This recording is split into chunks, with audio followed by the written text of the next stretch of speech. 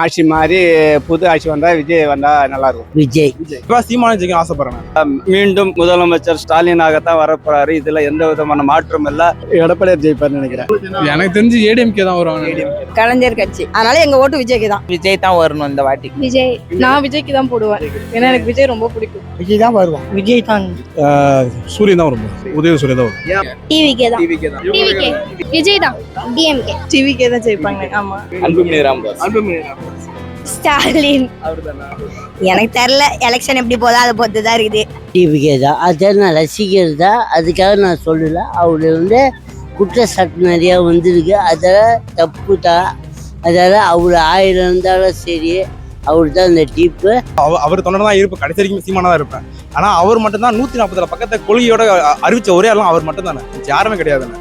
இங்க பெண்களை தொட்டான்றது கொள்ளுன்னு சொன்னது அவர் ஒரு ஆள் மட்டும்தான். இது வரைக்கும் யாரும் அந்த மாதிரி சொல்லவே இல்லை. ஓப்பன் டாக் யாரும் சொல்லலை. அதனால அவர் ஜெயித்தா நல்லா இருக்கும். தமிழ்நாடு கண்டிப்பா மாறும். அதனால அவர் ஜெயிக்கணும் ஆசைப்படுறேன். அவர் வேல்முருகன் வெளியே வந்ததுனால எங்களுக்கு ஒன்றும் பாதிப்பும் இல்லை. அவர் போனதுனால நம்ம ஆட்சியில சருக்குள்ள இருக்குள்ள இல்லை. எங்க வாக்கு வங்கி சிதறாம சிந்தாம நமக்கு வாக்கு அளிப்பாங்க மக்கள். இது யாரு நம்மகிட்ட வெளியே போனாலும் திமுக ஆட்சி சிங்களா நின்னா கூட அவங்க தான் வெற்றி வாய்ப்பு அவங்களுக்கு அதிகமாக இருப்பதை இந்த நேரத்தில் நான் தெரிவித்துள்ளேன். பாலியல் வன்கொடுமை வருது. இப்போ இந்த பாலியல் வன்கொடுமை பத்தி நான் பேசுறேன். பாலியல் வன்கொடுமைன்றது எந்த நாட்டில் நடக்கல, எந்த ஊர்ல நடக்கு. இந்த திமுகவை பத்தி இந்த தமிழ்நாட்டில் மட்டும் நடக்கல. இது நடக்கிறது இங்கே 1 2 நடக்கிறத வச்சு இந்த திமுக எல்லாத்துக்கும் பாதுகாப்பு, எல்லாத்துக்கும் இந்த இடத்துல நான் நின்றுக்கிறேன்னா இப்போ நான் தான் இங்கே சேஃப்டியாக இருந்துக்கணும். இதுக்காக நான் ஒரு போலீஸு ப்ரொடக்ஷன்ன்றது தர முடியாது. அதனால நாங்கள் தான் சேஃப்டியாக இருக்கணும்ல, கவனமாக இருக்கணும். நம்ம போகணும். நாங்கள் கேர்லெஸ்ஸாக போய் ஏதோ ஒன்று இதெல்லாம் மாட்டிக்கிட்டு இந்த ஆட்சியை குற்றம் சொல்றது அவ்வளவா நல்லா இல்லை. ஆனால் திமுக ஆட்சி சிறப்பாக போயிட்டு இருக்கு. நல்லா செஞ்சுருக்கிறாங்க. மீண்டும் திமுக ஆட்சி தான் மலரப்போகுது. இது கடந்த 5 வருஷத்துல நடந்த ஆட்சி நிலவரம் படி பார்த்தா எதுவுமே மக்களுக்காக செஞ்ச மாதிரி எனக்கு தோணலை. ஆனால் பில்டப் மட்டும்தான் நடக்குது. நிறையா கான்ட்ராக்டர்லாம் விடுறாங்க.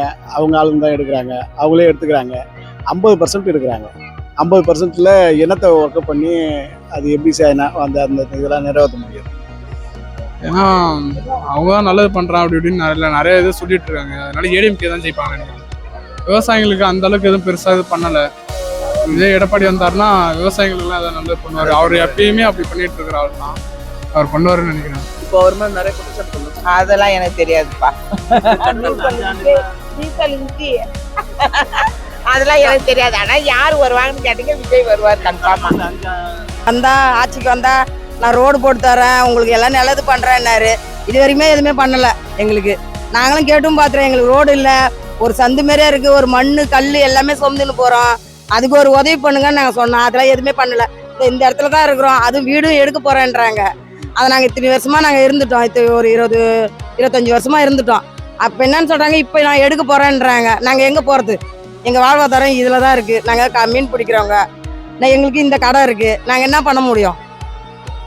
ஆமாம், அவர் அது பர்சனல் லைஃபு, அது அவரோடது. நம்ம ஆனால் இது நாட்டுக்குன்னும் போது கொஞ்சம் மாற்றம் இல்லை. ரொம்ப வருஷமாவே ஏடிஎம்கே டிஎம்கே இவங்களே தானே இருக்காங்க. ஸோ கச்சேரி வயசா அங்க கொஞ்சம் பாரு, நம்ம நல்ல பேர் ஜொலிக்குதுடா, செம்ம தெரிக்குதுடா, நம்பிக்கைய சேரு, நம்பிக்கைய கிரிக்குதுடா, காலம் முறக்குதுடா, பறக்குது வரானே, பறக்குது வரானே, பறக்குது வரானே, திருஞ்சிட போறானே, தங்கமே தளபதி பிளாஸ்டிக் பிளாஸ்டிக் நீ கச்சேரி, தளபதி கச்சேரி வனனா வழக்கு பண்ணா வெறித்தனமா வைப்பாக்கண்ணாமா. முதியோர் பென்ஷன் 10 வருஷமா வாங்கினாரு. என்னைக்கு இவங்க ஆட்சிக்கு வந்தாங்களோ முதியோர் பென்ஷனை நிறுத்திட்டாங்க. வயசானவர், நானும் வயசானவர், 1000 ரூபாய் வாங்கியிருந்தாரு. மனு நிறைய கொடுத்துட்டோம். யாரும் வேலைக்கு ஆகல. நாங்க என்ன பண்றது? எனக்கு பசங்க எல்லாம் இருக்குது. ஒரு பொண்ணு ஒரு பையன். பையனுக்கு 4 புள்ள. அவன் ஒரு குடிக்காரன். உண்மையை சொல்றேன், குடிக்காரன். என் வீட்டுக்காரும் குடிக்காரு. என் மவளை எம்ஏ படிக்க வச்சேன், கல்யாணம் பண்ணேன். அவங்க வீட்டுக்காரர் இறந்துட்டாரு. 2 பிள்ளைய வச்சு நான் கஷ்டப்படுறேன். எனக்கு யாரு உதவி செய்வா? உண்மை வேலை தருவாங்களா? அது 1000 ரூபாய் போட்டது உண்மைதான், இல்லைன்னு நான் சொல்ல. எனக்கு 6 மாசமா வரவே இல்லை. வந்த பென்ஷனே நிறுத்திட்டாங்க. எங்க வீட்டுக்காருக்கு வந்தாலும் இப்ப 1200 தராங்க. அதை கொடுத்திருந்தாலும் பரவாயில்ல, அதுவும் கொடுக்கல. நாங்க யார்கிட்ட போய் சொல்றது? நானும் 1 தாட்டிக்கு 2 தாட்டியும் மனு கொடுத்தேன். அதுக்கு நான் பதில் சொல்ல. 2வது மணிகார்ட்ட போனேன். அவங்க என்ன சொல்லிட்டாங்க, ஆம்பளை பிள்ளை இருக்கிறவங்க யாரு வாங்காத இருக்கிறாங்க. கோடை கோபுரம் கட்டி கொடுங்க, மாட மாலையை கட்டி கொடுங்கன்னு கேட்கல. என் பிள்ளைங்களுக்கு நல்ல வழி காட்டணும். நான் ஒரு பொம்பளை பிள்ளை வச்சுக்கிறேன், அவங்க வீட்டுக்காரர் இல்லை, அதுக்கு என்ன உதவி செய்வாங்க? வரவங்க செய்வாங்களா? அதான் முக்கியமான கேள்வி. எப்படி அந்த இதில் உட்காந்து இது வரைக்கும் உட்காந்து 10 பைசா விற்கல. நான் 6 பிள்ளை வச்சுன்னு என்ன பண்ணுவேன்? ஆம்பளை இல்லாத பொண்ணை வச்சு என்ன பண்ணுவேன்? வயசான வச்சு என்ன பண்ணுவேன்? யார் நல்லா செய்கிறாங்களோ அவங்களுக்கு போடும்.